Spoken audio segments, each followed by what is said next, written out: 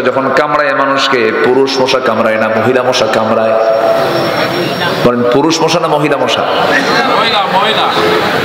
খালি মহিলা বলা যাবে না তো, মহিলা কামড়ায় তাহলে তো মুশকিল, বাড়িতে যা থাকবেন কেমন? আমরা কামড়াই, এই নিয়ে তো মারামারি শুরু হয়ে যাবে। মহিলা মশা বলতে হবে, মহিলা মহিলা বললে তো কাম সারা হবে। হ্যাঁ মহিলা মশা, হ্যাঁ মহিলা মশা। জি, বউ দেখে ভয় লাগে না আপনাদের? এই বউকে ভয় করেন না আপনারা? এই যে ভয় করে, দেখছেন চাচা বেশি ভয় করে। ভয় তারাই করে না যাদের বউ নাই। বউ যার আছে, বউকে ভয় করে না এরকম কোন লোক দুনিয়াতে নাই। বউকে ভয় করতেই হয়। তুমি কত বড় হুজুর আমার জানা আছে, বসো এখানে। কি ধমক মারে না? ধমক মারে না? স্ত্রীর কাছে স্বামী, স্বামীর কাছে স্ত্রী, এটা আলাদা একটা মাওয়াদ্দাত ওয়া রাহমা। আল্লাহু আকবার। সব জায়গায় বুজুর্গি চলে, বউয়ের কাছে বুজুর্গি একটু কঠিন। হ্যাঁ বউয়ের কাছে বুজুর্গি একটু কঠিন। কিন্তু তুমি কত বড় বুজুর্গ আমার জানা আছে, এই কথা বলে একদম কাইট করে রেখে দেয়, কোনো উপায় নেই। তো মশা কামড় মানে হলো মহিলা মশা। কি মশা কামড়ায়? মহিলা মশা কামড়ায়। স্ত্রী মশা কামড়ায় আল্লাহ রাব্বুল আলামিন স্ত্রী মশার কথা এখানে বলেছেন। দেখুন কোরআন যে সায়েন্সের কথা বলে, পৃথিবীতে কোনো পুরুষ মশা কামড়ায় না, নারী মশা কামড়ায়, স্ত্রী মশা কামড়ায়। মশা কামড়ের মধ্য দিয়ে বংশ বিস্তার হতে থাকে, এটা পুরুষ মশার কাজ না, এটা স্ত্রী মশার কাজ। এরপরে মৌচাকে মধু থাকে, ওই মৌচাকের মধ্যে যে মধুগুলো ডিপার্টমেন্ট গুলো চালায়, এই মৌমাছিটা পুরুষ মৌমাছি না, স্ত্রী মৌমাছি, রানী মৌমাছি। কি মৌমাছি? রানী মৌমাছি। এদের মধ্যে কিছু ক্লাস আছে, কিছু আছে ওয়ার্কার, কর্মী মৌমাছি, পুলিশ মৌমাছি, রানী মৌমাছি। রানী মৌমাছির কাজ হলো মৌচাককে কন্ট্রোল করা, মৌচাকের কোনো মধু যেন জার্ম না হয়। কোন কর্মী মৌমাছি যখন মৌচাকে মধু নিয়ে আসবে ফুল ফল থেকে সংগ্রহ করে, তার পা চেক করার জন্য সেখানে অ্যাডমিনিস্ট্রেশন কিছু মৌমাছি আছে, প্রশাসনের কিছু মৌমাছি আছে। এরা দেখে দেখে নেয় কোন পায়ে ময়লা আছে, যে পায়ে ময়লা থাকে সেই মাছিটাকে এই পুলিশ মৌমাছিগুলো সব এক জায়গায় অ্যাটাক করে তাকে কামড় মেরে মেরে ফেলে দিয়ে বলে মানুষের জন্য ওষুধ বানাইছেন আল্লাহ তাআলা, এই মৌচাকে মধু কোনো ক্রমেই নষ্ট করা যাবে না। জোরে বলেন সুবহানাল্লাহ। চিন্তা করা যায়? আল্লাহ তাআলার ফার্মাসিউটিক্যাল লিমিটেড না আনলিমিটেড? আল্লাহর ফার্মাসিউটিক্যাল কি? আনলিমিটেড। মৌচাকে মধু কত খাবা, খাও, পান করো। আমার বন্ধুগণ, সমস্ত রোগের ঔষধ ওই মৌচাকের মধুর ভিতরে আল্লাহ রাব্বুল আলামিন রেখেছেন। গোটা দেশের ডিপো হলো খুলনার কোন বনে? বলেন কোন বনে? এলাকাতে সবচেয়ে বড় ফার্মাসিউটিক্যাল কি, ঠিক আছে না? সবচেয়ে সুন্দর বন হচ্ছে মধুর জায়গা। এলাকায় মধু আছে না? মধুয়া কই? মধু তো দিলেন না। জি, আল্লাহু আকবার। ইসলাম বলছে, রাসূল বলতেছেন যে মৃত্যু রোগ ছাড়া সমস্ত রোগের ঔষধ আল্লাহ পাক এই মধুর মধ্যে রেখে দিয়েছেন। এবং জান্নাতে থাকবে 4টা নহর, এর মধ্যে একটা হচ্ছে মধুর নহর। কিসের নহর বলেন? মধুর নহর থাকবে। সেই মধু নিয়ে আপনারা থাকেন, সুন্দরবনকে বুকে নিয়ে লালন করে আপনারা আছেন। আপনার বড় বরকত নয়, কিন্তু ওই মধুগুলো তো ঠিকই সুন্দরবন থেকে আসে, কিন্তু ওর মধ্যে ভেজাল ঢুকায় কে? বলেন কে ঢুকায়? মধুর কোনো দোষ নাই, দোষ কার? মানুষের। মানুষ ভেজাল লাগায় ফেলে। আল্লাহ রাব্বুল আলামিন এই যে মৌচাকের মধুটা দেখার দায়িত্ব আল্লাহ পাক রানী মৌমাছিকে দিয়েছেন। আল্লাহ তাআলা রানী মৌমাছির কথাই বলেছেন কোরআনে, আনিত্তাখিদি মিনাল জিবালি বুয়ুতা। আনিত্তাখিদি, এখানে যারা আলেম উলামা আছেন এটা মুয়ান্নাসের সিগা। আনিত্তাখিদুনা, আনিত্তাখিদি মিনাল জিবালি বুয়ুতা। হে রানী মৌমাছি, তোমরা পাহাড়ের ধারে, পাহাড়ের নিচে, গাছের ডালে বাসা বানাও, মৌচাক বানাও, মধু প্রস্তুত করো। ফিহি শিফাউল লিন্নাস, আমি এর মধ্যে মানুষের সমস্ত রোগের ঔষধ রেখে দিয়েছি। কিছুই লাগতো না। এখন তো হসপিটাল বেশি হয়ে গেছে, রোগী বেশি হয়ে গেছে, ডাক্তার বেশি হয়ে গেছে, কিচ্ছুই লাগতো না। মানুষ যদি ইসলামকে মেনে চলতো, ইসলাম মেনে চলা মানে সে সুস্থ থাকা। বলি আলহামদুলিল্লাহ। আমরা তো মানি না। তাহলে স্ত্রী মশা কামড়ায়, রানী মৌমাছি মৌচাকের বাসা প্রস্তুত করে। এই কথাগুলো কোরআনে ১,৫০০ বছর আগে কে বলে দিয়েছেন? আল্লাহ বলে দিয়েছেন। আমার বন্ধুগণ, নাম্বার ৩ হলো মশাকে তুচ্ছ ভাবার কোনো সুযোগ নাই। এই মশা যখন রাত 10টার পরে আপনি যখন ঘুমাতে যান, শীতকালে মশা কম থাকে না বেশি থাকে? কম নাই বললেই চলে।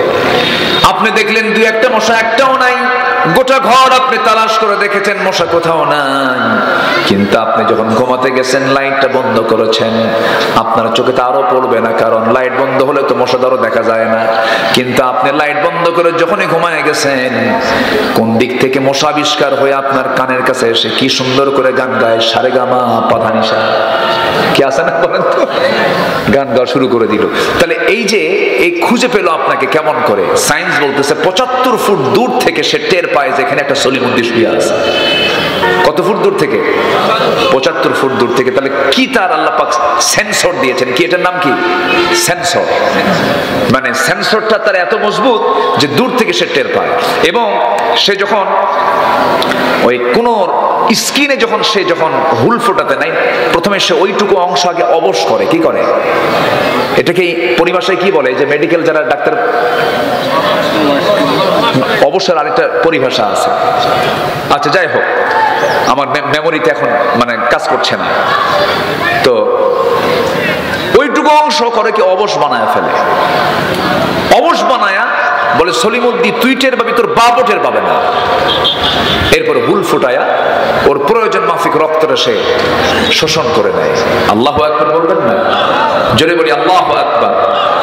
তাহলে দেখেন, এই অবশ করার জন্য ওই মশার ওই হুলের আগায় এই ওষুধটা কে দিয়েছেন? আসতে বলো না, কে দিয়েছেন? আল্লাহ দিয়ে দিয়েছেন। আমার বন্ধুগণ, ওই যে মশা আপনার কানের কাছে এসে ভন ভন করে আওয়াজ করতেছে, এটা কিন্তু তার গানের কোনো আওয়াজ নয়, এটা তার 2 পাখার আওয়াজ। সায়েন্স বলতেছে তার যে পাখা নড়ায়, সে প্রতি সেকেন্ডে মনোযোগ দিয়ে শুনুন, প্রতি সেকেন্ডে সে তার পাখা 2টা নড়ায়। প্রতি সেকেন্ডে 500 থেকে 600 বার, 500 থেকে 600 বার সে তার পাখা নড়ায়। আজ পর্যন্ত পৃথিবীতে এর চাইতে দ্রুতগামী কোন মেশিন পৃথিবীতে আবিষ্কার হয়নি। তাহলে মশাকে ছোট, মশা ছোট, মাছি এটাও কম না। মাছির চোখ হলো 3টা, 2 দিকে 2টা, সামনে আরেকটা, চতুর্দিকে মুভিং আয়, চতুর্দিকে এরকম করে দেখে সলিমুদ্দিন হামলা করলো কিনা। কোথাও যখন সে বসে, বসার সঙ্গে সঙ্গে তার 2 পাশে 2টা অ্যান্টিনা আছে, অ্যান্টিনা ছেড়ে দেয়, অ্যান্টিনার সামনে খাড়া করে রাখে। যখন কোনো চাপ, যখন কেউ হামলা করতে নেই, তখন অ্যান্টিনা সিগন্যাল দেয়, এই হামলা করতে তাড়াতাড়ি ওঠ। আল্লাহু আকবার বলবেন না? তার লাইফ সিকিউরিটি কে দিয়েছেন? আসতে বলবেন না, কে দিয়েছেন? নাম্বার 4 হলো মশাকে নিয়ে দুর্বল মনে করার কোন সুযোগ নাই, কারণ এই পৃথিবীতে একজন কাফের মশার কামড় খায়া দুনিয়া থেকে বিদায় নিয়েছে, যার মাথার মধ্যে আল্লাহ পাক ব্রেনের মধ্যে মশা ঢুকাইছিলেন। তার নাম কি? এই তো আল্লাহ কোরআনে যা বলেছেন সব অকাজের না কাজের, অকাজের না কাজের, কাজের বলে দিয়েছেন। সম্মানিত ভাইরা, আরেকটা প্রাণীর নামে সূরা আছে, সেটা হচ্ছে মাকড়সা। মাকড়সার বাড়ি কোথায়? আসতে কয়, মাকড়সার বাড়ি কোথায় বলেন? আমার ঘরে। মাকড়সার বাড়ি কোথায়? আমার ঘরে না? আসতে কয়, কি আমার ঘরে না? আপনার ঘরে না? আমার ঘরে মাকড়সার বাসা। সে বাসাটা সে বানায়, বানাতেও সময় লাগে না, শেষ হতেও সময় লাগে না, শুধুমাত্র একটা ফু মারা দরকার। ফু মারলে কি মাকড়সার বাসা শেষ হয়ে গেল। কিন্তু আপনি কি দেখেছেন সে মাকড়সা যখন সে বাসাটা বানায়, যদি অল্প সময়ে বানায়, কিন্তু এত সুন্দর করে তার রেখা, এত সুন্দর তার ডিজাইন, এত সুন্দর ডিজাইনের এই জ্ঞান ওই ছোট্ট মাথার মধ্যে কে দিল? আসতে বলবেন না, কে দিয়েছে? আল্লাহ দিয়েছেন। আল্লাহু আকবার, আল্লাহু আকবার। আমার বন্ধুগণ, আল্লাহ রাব্বুল আলামিন এই আনকাবুত নিয়ে কথা বলেছেন, মাসালুল লাযীনা ইত্তাখাযু মিন দুনিল্লাহি আউলিয়া কামাসালিল আনকাবুত ইত্তাখাযাত বাইতান ওয়া ইন্না আওহানাল বুয়ুতি লাবাইতুল আনকাবুত লাউ কানু ইয়ালামুন। আল্লাহকে ছাড়া যারা অন্য কাউকে যারা মুরব্বী মনে করবে, গার্ডিয়ান মনে করবে, প্রকৃত অভিভাবক মনে করবে, যারা অন্য কাউকে বন্ধু বানাবে, ওলি বানাবে, তাদের দৃষ্টান্ত হলো, আল্লাহ পাক বলছেন তাদের উপমা হলো, তাদের দৃষ্টান্ত হলো মাকড়সা। কি মাকড়সা? কেমন করে দেখেন, সায়েন্স আজকে জরিপ করেছে, একটু কানটা আমরা একটু খাড়া করব, মনোযোগ দিয়ে শুনবো।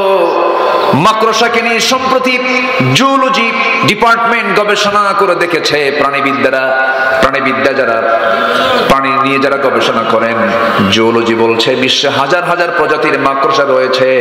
কিছু কিছু প্রজাতি প্রজননের পর তার স্বামীকে হত্যা করে ফেলে। কেমন করে দেখেন, ইন্টারকোর্স যখন হয়ে গেল, পুরুষ মাকড়সা এবং স্ত্রী মাকড়সার যখন যৌন মিলন হয়ে যায়, যৌন মিলন হয়ে যাওয়ার পরে এই মাকড়সার মধ্যে কিছু কিছু আছে ব্ল্যাক উইডো, রেড ব্যাক মাকড়সা, এরকম বিভিন্ন মাকড়সা আছে, বিভিন্ন প্রকারের বিভিন্ন প্রজাতির মাকড়সা আছে।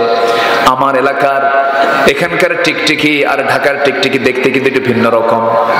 কি ছোট সাইজ বড় সাইজ আছে না, মানে সব হলো গুসাপের মানে বংশধর, ঠিক আছে না? একরকম দেখা যায় না, প্রায় একরকম দেখা যায়। মাকড়সার মধ্যে যদি একরকম দেখা যায়, কিন্তু একরকম না, বিভিন্ন প্রজাতি আছে। এর মধ্যে ম্যাক্সিমাম প্রজাতি মাকড়সার চরিত্র হলো, ওরা স্বামী স্ত্রী যখন যৌন মিলনে লিপ্ত হয়ে যায়, যৌন মিলনে লিপ্ত হয়ে যাওয়ার পরে যখন ইন্টারকোর্স কমপ্লিট হয়ে যায়, স্ত্রী মাকড়সার প্রচুর খাদ্যের সংকট তার মধ্যে সৃষ্টি হয়ে যায়, প্রচন্ড ভিটামিন শূন্যতায় ভোগে। এই খাদ্যের ঘাটতি পূরণ করার জন্য স্ত্রী মাকড়সার স্বামী মাকড়সাকে কামড় মেরে মেরে ফেলে, তাকে খেয়ে ফেলে। চিন্তা করছেন আপনি? তাহলে আল্লাহ তাআলা যে বলছেন যারা আল্লাহকে ছাড়া অন্য কাউকে বন্ধু বানাবে তাদের দৃষ্টান্ত হলো মাকড়সা। তাহলে যে সংসারে স্ত্রী তার স্বামীকে হত্যা করে, ওটা কি সুখের সংসার? সুখের সংসার? তাহলে আল্লাহ যে উদাহরণটা দিয়েছেন, অকাজে না কাজে? কাজে দিয়েছেন। এরকম অসংখ্য দৃষ্টান্ত আল্লাহ পাক কোরআনে দিয়েছেন। এগুলো শিখবো আমরা কোরআন তেলাওয়াত না করে, না তেলাওয়াত করে? তেলাওয়াত করে। এক নাম্বার কাজ হলো আমরা কোরআন তেলাওয়াত করব। জোরে বলি ইনশাআল্লাহ, আর জোরে বলি ইনশাআল্লাহ। আমার বন্ধুগণ, আল্লাহ রাব্বুল আলামিন এই কিতাবটা দিয়েছেন তেলাওয়াত করার জন্য। তেলাওয়াত করলে পরে লাভ হয়ে যাবে, তেলাওয়াত করবেন না আপনি ঠকে যাবেন। আমার বন্ধুগণ, এই তেলাওয়াতটা না শিখলে পরে, তেলাওয়াতটা না শুনলে পরে ওমর তো আজকে জান্নাতে হতে পারতেন না। ওমর ফারুক রাসূলের কাছে আগে কি ইসলাম কবুলের জন্য গেছেন না মারার জন্য গেছেন? সবাই ইতিহাস জানেন। কি ইসলাম কবুলের জন্য গিয়েছেন? না। আবু জাহেল বলতেছে, কে আছো? মুহাম্মদ বিন আব্দুল্লাহর কল্লা নিয়ে আসবা। কেউ সাহস পায় না। সাইয়েদনা ওমর ফারুক গিয়ে বলছেন, আমি আনবো, আমি তাকে হত্যা করবো। বাপ দাদার ধর্মে সে চুলকানি মেরেছে। রওনা দিয়েছেন তিনি। কিন্তু রওনা দিলে হবে কি? আমার নবীজি তার আগে রাত্রিতে দোয়া করেছেন, আল্লাহ তুমি আমার কাছে, তোমার কাছে আমার প্রার্থনা, দুই ওমরের যে কোনো একটা ওমরকে তুমি দ্বীনের জন্য কবুল করে নাও। আমর ইবনে হাকাম, আবু জেরের অপর নাম কিন্তু এটা। আমার রাসূল যখন এই দোয়াটা করলেন, খাত্তাবের ছিল ওমরের দিলটা ইসলামের জন্য কবুল হয়ে গেছে। ওমরে ফারুক রাসূলকে মারার জন্য যান, রাস্তার মধ্যে তিনি আল্লাহর কালাম শুনতে পান একজন সাহাবীর কণ্ঠে। কোন আয়াতটা শুনতে পান? তাহা মা আনজালনা আলাইকাল কুরআনা লিতাশকা। আয়াত যখন শুনলেন, ওমর ফারুকের দিলটা নরম হতে লাগলো। দিল নরম হলে পরে চোখ দিয়ে পানি পড়ে। দিল নরমের লক্ষণ হলো চোখ দিয়ে পানি পড়া। যার দিলটা নরম তার চোখ দিয়ে পানি পড়ে, আর যার দিলটা পাষাণ তার চোখে পানি আসে না। এই জন্য আমরা দিলটা কঠোর বানাবো না, নরম বানাবো। এই পৃথিবীতে মার পেট থেকে যখন এসেছি আমরা, আমাদের প্রথম ভাষা হলো কান্না না হাসি? বলেন বলেন বলেন বলেন। মার পেট থেকে এসেছি, প্রথম ভাষা হলো কান্না। আবার এই দুনিয়া থেকে বিদায় নেব আমরা, পৃথিবীর মানুষগুলো কাঁদবে, আমি হাসি মুখে দুনিয়া থেকে বিদায় হব। আমার প্রথম শুরুটা হবে হলো কান্না দিয়া, শেষ বিদায় হবে হাসি দিয়া। কারণ আমি আল্লাহর সামনে আমি দুঃখ নিয়ে যাব না, আমি আনন্দ নিয়ে যাব। এই দুনিয়া হলো কাদার জায়গা, এই দুনিয়াতে যে বান্দা কাঁদতে পারবে, তবে কাঁদার জায়গায় কিন্তু পৃথিবীতে বান্দার জন্য একটা জায়গায় কান্নার জায়গা, সেটা হচ্ছে কার জায়গায়? কার কাছে বলেন? আল্লাহর কাছে। যুবকরা বারিশ ভিজায় ফেলো না, রাতের বেলা ঘুম ধরে না, দিন হলে পরে গার্লস স্কুলের সামনে যাইতিমের মতো বসে থাকে। এরকম কিছু যুবক আছে না? কান্দে, বলে হায় রে তোমার সারা বাসন না। এই যে তুমি কাঁদতেছ, এই যে তোমার চোখের পানি তুমি ঝরাচ্ছ, সম্পূর্ণ লস প্রজেক্ট। এটা দিয়ে তোমার কোনো কাজ হবে না, সম্পূর্ণ লস প্রজেক্ট। চুরি ফিতা কিনবা, ফুচকা খাওয়াবা, সব লস। সব কি লস? বিয়ের আগে যা কাম কুকাম গুলো করবা সব লস। প্রেমটা মূলত বিয়ের আগে না বিয়ের পরে?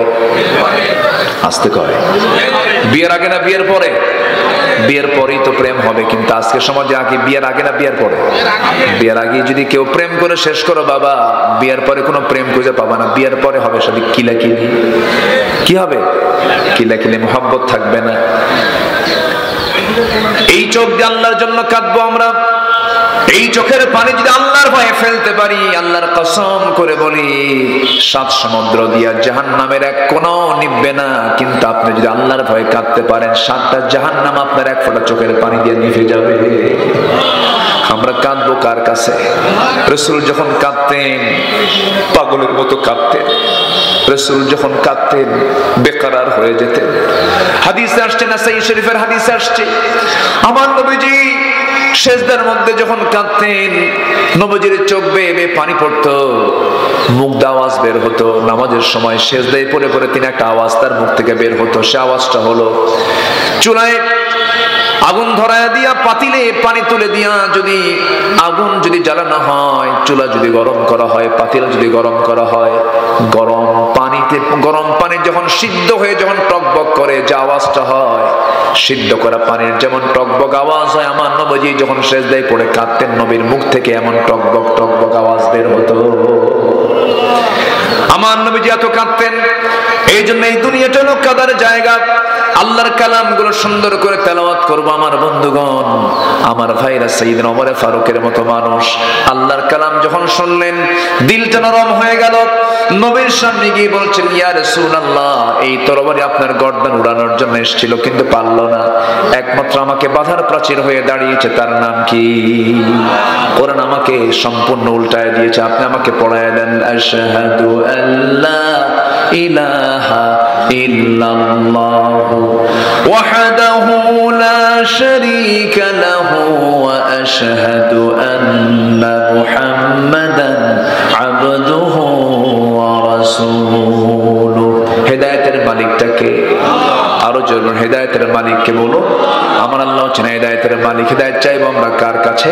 আল্লাহর কাছে চাবো। আমার নবীর কাছে যখন কোরআন আসে নাই, এই বিধান যখন আসে নাই, আমার নবীজি কম চেষ্টা করেন নাই মানুষকে পরিবর্তন করার জন্য। হাজারো চেষ্টা করেছেন, হালফুল ফুজুল গঠন করেছেন। আমার নবীজি 40 বছর বয়স তো কম নয়, 40 বছর পর্যন্ত হাজারো চেষ্টা করে শেষ। কেউ ইসলাম রাষ্ট্রীয় পর্যায়ে কায়েম করতে পারেন নাই, কেউ নামাজের বিল আনতে পারেন নাই। শুধু কথার মার প্যাঁচ দিয়ে, ধর্মীয় মূল্যবোধের কথা বলে, আজে বাজে বেহুদা কথা বলে, শুধু মার প্যাচের বক্তব্য দিয়ে জনগণকে প্রতারিত করেছেন। সব দেখা শেষ।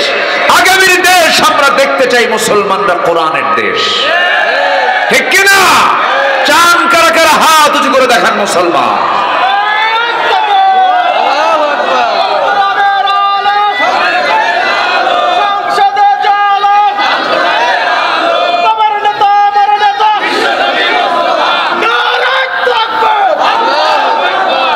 আল্লাহ কবুল করুন। জোরে বলে আমিন।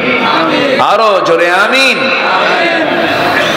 আমি তো ভাবছিলাম প্রথমে লোকজন কই, কিন্তু আপনারা যে এরকম চালাক তা তো বুঝি নাই। বলি আলহামদুলিল্লাহ। এটা আমার দেশের ট্র্যাডিশন। এটা জুমার আজান হয় 12:30টায়, মুসল্লি হাজির হয় 1:29:29 এটা এই জাতির চরিত্র এটা। অথচ রাসূল বলেছেন, যদি কোনো বান্দা জুমার দিন সবার আগে মসজিদে ঢোকে, যে প্রথম ঢুকবে আল্লাহ পাক তাকে একটা উট কোরবানির সওয়াব দিয়ে দিবেন। কি কোরবানি? একটা উট কুরবানির সওয়াব দিয়ে দেন, তাহলে আজকে যিনি মাহফিলে সবার আগে আসছেন তার সওয়াব কি কম হওয়ার কথা না বেশি হওয়ার কথা? বেশি হওয়ার কথা, এটাই স্বাভাবিক অঙ্ক। তো ওই অঙ্ক মিলালেই তো এই অঙ্ক মিলানো যায়। ভালো কাজে আমরা আগাবো, জোরে বলি ইনশাআল্লাহ। ভালো কাজে সবার আগে উপস্থিত হব, আর মন্দ কাজে সবার দূরে থাকবো, সবার দূরে থাকবো, ওই দিকে যাব না। সম্মানিত ভাইরা, আমি খুবই আনন্দিত আজকে এই মাদ্রাসায় আমি এসে, আমি খুব অভিভূত হয়েছে, খুব সুন্দর। বিশেষ করে আব্দুল কুদ্দুস ভাই কোথায়? আব্দুল কুদ্দুস ভাই যিনি মুহতামিম, নিচের দিকে খুব ব্যস্ত, আজকে তো ব্যস্ততার সময় মাহফিল। আমার আব্দুল কুদ্দুস ভাইয়ের যে পরিচালনার দক্ষতা, তিনি যেভাবে প্রতিষ্ঠানকে সাজাচ্ছেন, তার যে সিলেবাস, আমি আকৃষ্ট হয়ে পড়েছি, খুব ভালো। আল্লাহ তুমি মারকাজুল হুদা ইসলামী মাদ্রাসাকে তুমি আল্লাহ কবুল করো, জোরে বলি আল্লাহুম্মা আমিন। উনি চাচ্ছেন যে একটা ছাত্র যেন ইংরেজি বাংলা এটা তো হবেই, মানে আরবি মেইন, আরবির পাশাপাশি যেন কোনো সাবজেক্টে যেন দুর্বল না হয়। বাংলা যেমন গ্রামার ছাড়াই আমরা শিখছি, ওনার চিন্তা হলো গ্রামার ছাড়াই যেন ইংরেজিও শিখে, এরকম একটা প্ল্যান উনি নিয়েছেন হাতে। আমি তাকে নিজেও বলেছি আপনি আমাকে ফোন দিবেন, আমি আপনাকে সহযোগিতা করব। আমি এই কথাটা বলছি যে আমি আপনার বুদ্ধি দিয়ে, বিভিন্ন পরামর্শ দিয়ে আমি আপনাকে সহযোগিতা করব। আল্লাহ তুমি এই প্রতিষ্ঠানকে তুমি আল্লাহ দ্বীনের জন্য কবুল করে নাও, এই এলাকার মার্কাজ বানায় দাও। মাদ্রাসার নাম মার্কাজ, মার্কাজ মানে হলো সেন্টার, মারকাজুল হুদা। আল্লাহ তুমি এই এলাকার দ্বীনের মার্কাজ বানায় দাও, জোরে বলি আল্লাহুম্মা আমিন। জি সম্মানিত ভাইরা, সম্মানিত বন্ধুগণ, তাহলে কয় কাজে লস নাই বলেন তো? ব্যবসার কয় কাজে লস নাই? 3 কাজ চলতেছে। কয় নাম্বার? 1 নাম্বার। আরো আছে কয়টা? 2টা। মনোযোগ আছে তো সবার? বলি আলহামদুলিল্লাহ। জি আমার বন্ধুগণ, নাম্বার 1 আমরা শুনলাম আল্লাহর কালাম যারা তেলাওয়াত করবে তাদের কোনো লস নাই, বরং আরেক জায়গায় বলছেন ইন্নামাল মুমিনুনাল্লাযীনা ওয়া ইযা তুলিয়াত আলাইহিম আয়াতুহু যাদাতুহুম ঈমানান ওয়া আলা রাব্বিহিম ইয়াতাওয়াক্কালুন। যখন কোন বান্দার সামনে ইন্নামাল মুমিনুনাল্লাযীনা ইযা যুকিরাল্লাহ, যখন আল্লাহর জিকির করা হয় তখন তার দিলের মধ্যে আল্লাহর ভয় জাগ্রত হয়ে যায়। যখন তার সামনে কোরআন তেলাওয়াত করা হয়, কোরআন তেলাওয়াত করার সঙ্গে সঙ্গে তার ঈমান যদি দুর্বল থাকে, ঈমানটার সঙ্গে সঙ্গে দ্রুত গতিতে তার ঈমানটা তাজা হয়ে যায়, ঈমানটা তার মজবুত হয়ে যায়। জোরে বলি সুবহানাল্লাহ। যাদাতহুম ঈমানা, ঈমানটা তার বৃদ্ধি পেয়ে যায়। জোরে বলি আল্লাহু আকবার। তাহলে ঈমান বৃদ্ধির চার্জার কি বলেন তো? ঈমান বৃদ্ধির চার্জার কি? কোরআন। কোরআন আছে বলেই তো আমরা আল্লাহকে চিনতে পেরেছি, কোরআন আছে বলেই তো আমরা আখিরাতকে বিশ্বাস করতে পেরেছি, কোরআন আছে বলেই তো আমরা রাসূলকে চিনতে পেরেছি। রাসূলকে যদি কেউ চিনতে চান, দেখতে চান, কোরআন নামক আয়নায় চোখ রাখেন, রাসূলকে এখানে সরাসরি দেখা যায়। জোরে বলি সুবহানাল্লাহ। রাসূল ছিলেন কোরআনের বাস্তব রূপ, কোরআনের বাস্তব রূপ ছিলেন, প্র্যাকটিক্যাল রূপ ছিলেন মুহাম্মদ সাল্লাল্লাহু আলাইহি ওয়াসাল্লাম। সাইয়েদনা ওমর কি ছিলেন, কি হয়ে গেলেন? আমার নবীজি যে সমাজে জন্ম নিয়েছিলেন সেই সমাজের মানুষ কি ভালো ছিল? আজ থেকে ভালো ছিল? নিজের মাকে বিয়ে করতো, নাউজুবিল্লাহ বলবেন না, নিজের মাকে বিয়ে করতো। মা অর্থাৎ সৎ মা, বাপ একজন মহিলাকে বিয়ে করেছেন, সন্তানের কাছে সে হলো মা। বাপ ওই মাকে তালাক দিয়েছে, পরের দিন ছেলে ওই মাকে বিয়ে করে নিয়ে বাড়িতে চলে আসছে। এত অসভ্য বর্বর একটা জাতি ছিল হলো কুরাইশরা। সে আরবের জাহেলি যুগের মানুষগুলো এত নোংরা ছিল, সামান্য কিছুকে কেন্দ্র করে যুগের পরে যুগ তারা যুদ্ধ লেগে রাখত। সুদ ছিল যাদের সবচাইতে সামাজিক বড় ব্যাধি, সুদ ছাড়া কিছু বুঝতো না ওরা। খুন ছিল নিত্য নৈমিত্তিক ব্যাপার। এরপরে ভাঙ্গা পাতিলকে কেন্দ্র করে যুগের পরে যুগ তারা যুদ্ধ লাগায় রাখত। মেয়ে সন্তান জন্ম নিল কেন? এটাই অপরাধ। বিআইয়ি যামবিন কুতিলাত মুসাওয়াদান ওয়া হুয়া কাযীম, চেহারা কালো কুসকুসে হয়ে যেত মেয়ে সন্তান হলে পরে, জীবন্ত পুঁতে হত্যা করত। এত অসভ্যতার সমাজকে রাসূল চেঞ্জ করে আনলেন। সেখান থেকে বের করলেন সাইয়েদনা আবু বকর, ওমর, ওসমান, আলী রাদিয়াল্লাহু আনহুম। এই সমস্ত সাহাবাদেরকে তিনি নিয়ে আসলেন সেই সমাজ থেকে বের করে, কোন জাদু মন্ত্র দিয়ে নয়। কি দিয়া? আসতে বলুন না, কি দিয়া? সেই কোরআন দিকে আজকের সমাজ পরিবর্তন করা সম্ভব না। যারা বলেন কোরআনের সাথে রাজনীতির কোনো সম্পর্ক নাই, কোরআনের সাথে রাষ্ট্রের কোনো সম্পর্ক নাই, কোরআনের সাথে দেশ সমাজ রাষ্ট্রের কোনো সম্পর্ক নাই, রাজনীতির সম্পর্ক নাই, উনি মানসিক রোগী। আসতে কোন কেন? জি ঠিক কিনা? উনি মানসিক রোগী। হয়তো এইভাবে কথা বলেছেন, উনি হয়তো মস্তিষ্ক ওনার ওলট পালট হয়ে গেছে। যে বলবে ইসলামে রাষ্ট্রনীতি নেই, রাষ্ট্রনীতি মানে কি? রাজনীতি মানে কি? রাষ্ট্রনীতি, রাষ্ট্র নিয়ে যে কথা বলে, যে বলবে ইসলামের সাথে রাষ্ট্রের কোনো সম্পর্ক নেই, নতুন করে তার ঈমান নবায়ন করা দরকার, ঈমান আনা দরকার। এগুলো বাজে কথা।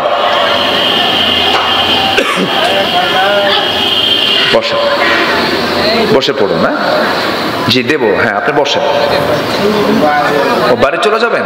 নগদ নগদ জিকির করি লা ইলাহা, আরো জোরে লা ইলাহা সুবহানাল্লাহ আলহামদুলিল্লাহ, আরো জোরে লা ইলাহা, আরো জোরে লা ইলাহা সুবহানাল্লাহ আলহামদুলিল্লাহ, আরো জোরে লা ইলাহা ইল্লাল্লাহ, লা ইলাহা সুবহানাল্লাহ আলহামদুলিল্লাহ। পড়ে বসো। আরো জোরে লা ইলাহা, লা ইলাহা ইল্লাল্লাহ মুহাম্মাদুর রাসূলুল্লাহ সাল্লাল্লাহু আলাইহি ওয়াসাল্লাম। সম্মানিত ভাইয়েরা, এই প্রতিবন্ধী মানুষগুলোর প্রতি আমরা দয়াদ্র হব। জোরে বলি ইনশাআল্লাহ। অনেক পরিবারে এগুলো আছে না? বলেন আছে। কখনো বাপ মা রাগ করবেন না, এগুলো আল্লাহর ফয়সালা। কার ফয়সালা? আল্লাহর ফয়সালা। একটা বারের জন্য বলবেন না যে মরে না কেন, বলে কিন্তু এটা বলবেন না, কখনো বলবেন না কেন মরে না। না, আপনি কি জানেন আপনি আল্লাহর সৃষ্টির খেদমত করলে আল্লাহ আপনাকে জান্নাত দিয়ে দিবেন। আপনি আপনার সন্তানকে আপনি দেখছেন না,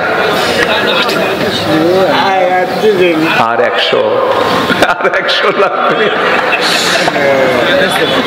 হ্যাঁ নাসর বান্দা, ঠিক আছে, তুমি তো আরো বেশি পাইলা, যাও। দেখছেন ও মারহাবা কয় আবার। ঠিক আছে যাও, আমি আলোচনা করতেছি। জি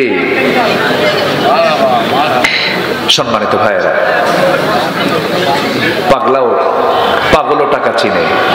কি চেনে না? হ্যাঁ, জাতে মাথা। তাহলে ঠিক, এটা ঠিক রেখেছে। না না, পাগল নাও বলতে, পাগল না। ঠিক আছে, আল্লাহ তুমি ভালো রাখো। জোরে বলি আল্লাহুম্মা আমিন। সব তো আমাদেরই পরিবার, তো সব তো মানুষ আমরা, তাই না?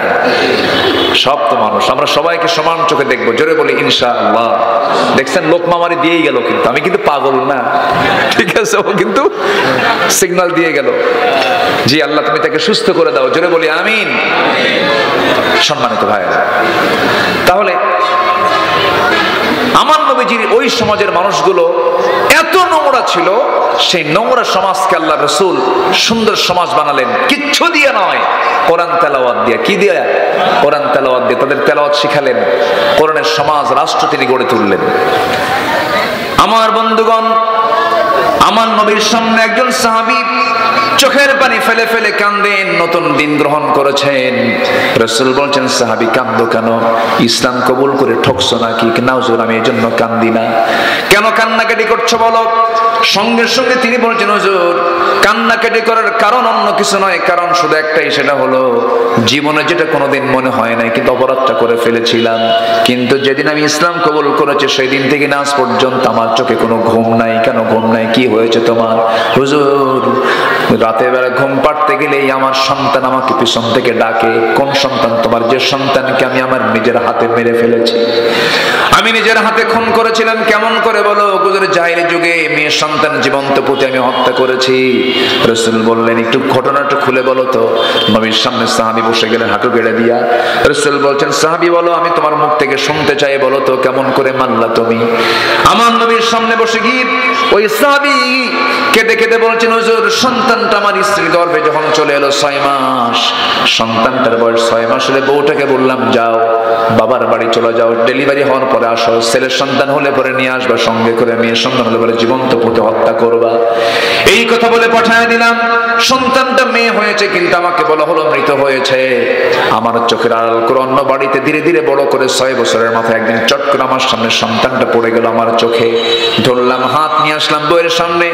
বউটা আমার কেঁদে কেঁদে বলছে, কোনদিন আপনার তথ্য গোপন করব, সন্তানটা আমাদেরই সন্তান।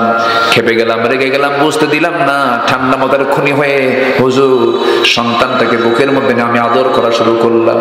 মেয়েটা আমার দাড়ি ধরে টানে, মাথার চুল ধরে টানে, আমাকে আদর করে, সোহাগ করে, আর বলে, বাবা তুমি আমাকে এতদিন ধরে দূরে রাখছো কেন? রাত চলে গেল, সকাল যখন হয়ে গেল, মেয়েটাকে বললাম, মা তোমাকে আজকে তোমার নানির বাড়িতে নিয়ে যাব। মেয়েটা দারুণ খুশি হয়ে গেল।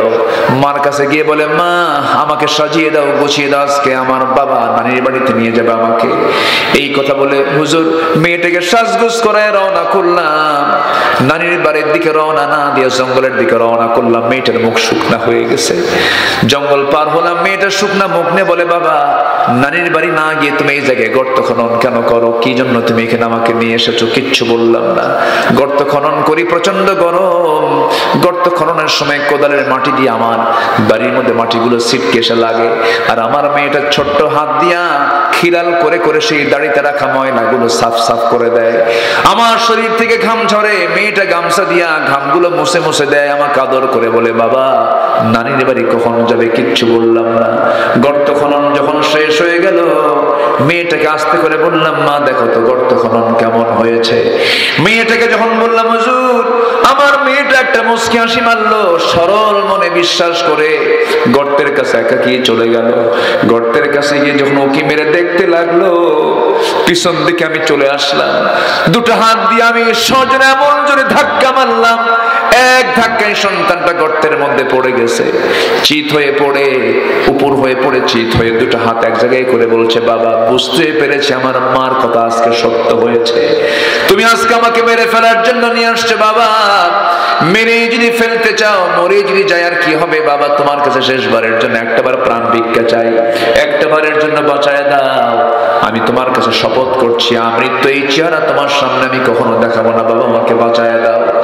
দিল পরিমাণ আমার দিলটা গলল না হুজুর, সামান্য দিল গলল না। খেপে গিয়ে রেগে গিয়ে এক পর্যায়ে হাতের মধ্যে পাথর নিলাম, চক্ষু বন্ধ করে সন্তানটার কলিজা বরাবর মেরে দিলাম। ফিঙ্কি দিয়ে রক্ত বের হওয়া শুরু হলো। ভিতর থেকে বারবার বারবার করে আব্বা আব্বা বলে, আব্বা আব্বা বলে বারবার করে ডাকে। আমার দিল গলল না, পাষাণ হৃদয় নরম হলো না। আমি আমার হাতের মধ্যে পাথরগুলো নিয়ে চাপা দিলাম, মাটি চাপা দিলাম, বালু চাপা দিয়া জনমের মতো নিজের সন্তানকে নিজের হাতে খুন করে ফেললাম। আমার নবীজি এই কথাগুলো শুনে ওই সাহাবীকে বুকের সঙ্গে জড়িয়ে রেখে বলছে, ও আমার সাহাবী রে, হয়তো ভাবতেছে এই গুনাহ তোমার জীবন থেকে মাফ হবে না, কিন্তু না রে না। যখন কোনো বান্দা আল্লাহর কালাম তেলাওয়াত করে ঈমান আনে, ঈমান আনার সঙ্গে সঙ্গে তার আল্লাহ রাব্বুল আলামিন আগের জীবনের সমস্ত গুনাহগুলোকে আমার আল্লাহ মাফ করে দেয়। জোরে বলি সুবহানাল্লাহ। সেই অসভ্য সমাজকে সভ্য সমাজে রূপ দিলেন, বাস্তবতায় নিয়ে আসলেন। এই যে সুন্দর সোনালী সমাজ গড়ে তোলেন, একমাত্র কারণ হলো সেই সমাজে চালু করে দিয়েছিলেন কি? বলেন, কি চালু করেছিলেন? শিক্ষায় কোরআন, সমাজে কোরআন, রাষ্ট্রে কোরআন, বিচারে কোরআন, প্রত্যেকটা জায়গায় কোরআন দিয়ে যখন রাসূল চালু করেছেন সমাজ ব্যবস্থা, সব জান্নাতের টুকরা হয়ে গেছে। জোরে বলি আল্লাহু আকবার। আমরা কি চাই না এই কোরআনের সঙ্গে আমরা সম্পর্ক রাখবো? সবাই সম্পর্ক রাখবো? জোরে বলি ইনশাআল্লাহ। কোরআন হোক আমাদের জীবন চলার পথ, এক জায়গায় না সব জায়গায়, এক জায়গায় না সব জায়গায়। আল্লাহ রাব্বুল আলামিন কবুল করুন। সন্তান নিজে আলেম হতে পারেন নাই, মাদ্রাসায় দিয়ে দিবেন, চোখ বন্ধ করে হাফেজ হবে। আপনার সন্তান যদি হাফেজ হয়, পৃথিবীর সবচাইতে বড় ডিগ্রি হচ্ছে হাফেজ হওয়া। আমি আমার ভাষায় বলছি, আমি যতটুকু ভাঙ্গাচোরা গবেষণা করেছি, যেই নাগরিক হাফেজ হতে পেরেছে আমার দেশে, আমি তো মনে করি তাদেরকে ক্রিকেটারের চেয়ে বড় পুরস্কার দেওয়া দরকার। এটা ক্রিকেটারের পেছনে কোটি কোটি টাকা খরচ করে গভর্নমেন্ট, আর একটা হাফেজ আমার দেশের মানসম্পন্ন হাফেজ সব। আমার দেশের হাফেজের তেলাওয়াত শুনে মক্কার ইমামরা কান্দে। মক্কার ইমামরা কি কান্দে? এত সুন্দর তেলাওয়াত। সেই হাফেজদের মূল্যায়ন কিন্তু নাই। হাফেজদের কিন্তু সেই মানে যে গুরুত্ব, এটা কিন্তু সমাজে আমাদের মধ্যে খুবই কম। এখানে মাদ্রাসা করা হয়েছে, মাদ্রাসার জন্য 3টা দোয়া আমি চাই, 3টা কাজ আমি চাই। নাম্বার 1, দোয়া করবেন। কি করবেন? জোরে বলেন, কি করবেন? দোয়া। নাম্বার 2 হচ্ছে নিজের সন্তানকে মাদ্রাসায় দিবেন। সন্তান মাদ্রাসায় দিয়ে গর্ব করবেন, নিজেকে ভাববেন যে আমি একজন গর্বিত পিতা, আমি আমার সন্তানকে দ্বীনি শিক্ষা, ইসলাম শিক্ষা শেখাচ্ছি। আল্লাহু আকবার বলেন। গর্ব করবেন, এটা গর্ব আপনার, এটা আপনার প্রাউড যে আপনি হাফেজের বাপ হতে পেরেছেন, গর্বিত পিতা আপনি। আল্লাহু আকবার বলেন। রিজিক শুধু হাজার হাজার কোটি টাকার মালিক হলে রিজিক হয় না, রিজিকের জন্য বরকত লাগে। কি লাগে? বরকত। যে বাড়িতে কোরআন থাকে, যে দেহে কোরআন থাকে, যে সমাজে কোরআন থাকে, সেই সমাজটা, সেই দেহটা, সেই ঘরটা বরকতময় হয়ে যায়। আল্লাহু আকবার বলেন। আমরা কোরআন দিয়ে সব সাজাবো। জোরে বলি ইনশাআল্লাহ। নাম্বার 2 হচ্ছে ওয়াকামুস সালাহ, যারা নামাজ কায়েম করবে। সবাই কি নামাজ পড়েন? নামাজ কায়েম আগে না নামাজ আদায় আগে? নামাজ তো আগে আদায় দরকার। নামাজ নিজে পড়ি না, আমি কায়েমের সংগ্রাম করবো কেমনে? তো নামাজ 5 ওয়াক্ত পড়বেন কারা কারা? একটু হাত তুলে দেখেন তো দেখি। জোরে বলি ইয়া আল্লাহ। আরো জোরে ইয়া আল্লাহ। আমাদেরকে 5 ওয়াক্ত সালাত আদায় করার তৌফিক তুমি আল্লাহ দিয়া দাও। জোরে বলি আমিন। আরো জোরে আমিন। হাত নামান। সম্মানিত ভাইয়েরা, আজান 2-4-5 মিনিটের মধ্যে কিছু জায়গায় আজান হয়ে গেছে। আজান শুরু হবে যখন তখন। আমি সব এই তো শুরু হয়েছে না আজান? আজান শুরু হয়ে গেছে, আওয়াজ শোনা যাচ্ছে। হ্যাঁ, না ঠিক আছে, আলহামদুলিল্লাহ। আমরা তো উঠেছি আলোচনায়, সমস্যা নেই, মাশাআল্লাহ। সম্মানিত ভাইয়েরা, যারা বসেছেন থাকবেন শেষ পর্যন্ত। নামাজ এখানেই হবে। কি বলেন? আসতে বলে। নামাজ এখানে জায়েজ নাই, নামাজ পড়া এখানে জায়েজ নাই। মসজিদের যে সওয়াব পাবেন এখানে সেই সওয়াবই পাবেন, জামাত যদি হয়। আলহামদুলিল্লাহ বলেন। 5 ওয়াক্ত নামাজ পড়বেন কারা কারা? একটু হাত তুলে দেখেন দেখি। 5 ওয়াক্ত নামাজ। জোরে বলি ইয়া আল্লাহ। আমাদেরকে 5 ওয়াক্ত সালাত আদায় করার তৌফিক তুমি আল্লাহ দিয়া দাও। জোরে বলি আমিন। আরো জোরে আমিন। আরো জোরে আমিন। হাত নামান। কষ্ট দিয়ে ফেললাম। নামাজ পড়লে জাহান্নাম থেকে বাঁচা যাবে, নামাজ না পড়ে জাহান্নাম থেকে বাঁচার কোনো সুযোগ ওঠে কেন? এই যে উঠতেছেন কেন আপনি? আমি তো উঠতে বলিনি।